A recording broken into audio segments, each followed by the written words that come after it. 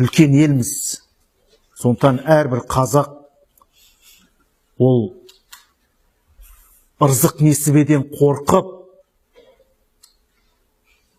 бала дүниеге әкелмей қоймау керек. Қазақта жақсы сөз бар. Бір қозы артық туса, бір уыс шөп артық шығады деген. Сондықтан ол ырзық несібені беретін Құдай. Біз себепші ғанамыз. Біз ойламайық, біз өзіміз асырап жатырмыз деп. Жоқ. Ырзық несібені беретін Құдай. Алла субханала тағала 1,5 миллиард Қытайды да аштан өлтіріп атқан жоқ қой. Сондықтан ол каждыйымыздың үйімізде жоқ дегенде 10 баладан болатын болса, аштан өлмейді иншалла. Тем более біз мұсылмандарда.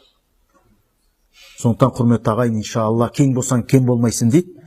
Біз пейіліміз тарылмасын. Сондықтан иншалла жаңағы үйдегі жалғыз келінге де нагрузка сала бермеу керек. Онда ескертіп қойып отыру керек. Мен саған жаным ашиды, саған нагрузка салғым келмейді. Сондықтан мынау нагрузканы бөліссең қалай болады деп қою керек. Сол кезде міне қазақ көбейеді. Мен жүрген жерімде бауырларымнан сұрайым, үйленгенсіңдер ме деп. Қарап отырсам, мынау 30-ға дейін жүру әдет болып бара жатыр екен. Құдай сақтасын бұдан. Сондықтан құрметті мына жерде отырған бойдақ бауырлар үйлену керек. Ертерек отбасын құру керек. Сол кезде береке болады. Көрдіңіздер ме? Сондықтан иншалла біреуміз ұл өсіріп отырмыз, біреуміз қыз өсіріп отырмыз. Олардың инабатты болуын. Өткенде бір оқыған бауырымыз жақсы бір нәрсе айтты. Өнеге ретінде айтып кетуге болады. Мен ертең дейді, қыз дүниеге келді о кісінің үйінде. Бұл қызымды дейді, жаман жолда жүретін, ашынаға баратын бір адамға бәйбіше қылып бергеннен дейді, дінді ұстанатын адамға тоқал қылып бергенім мен үшін көп қайырлы дейді.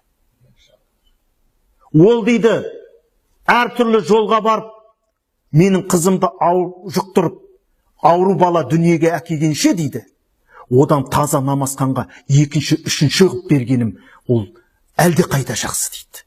Өйткені ол сау ұрпақты дүниеге әкеледі дейді. Міне құрметті ағайын, біз бұны ойластыруымыз керек. Ол ойыншық емес, әрине ол жауапкершілік. Оны жеңілде қарамау керек. Мен жолдасым айтам, мен әйел адамдарға таңғалам. Айтам, мен тоқал алсам, мен үшін бірақ нәрсе пайдалы.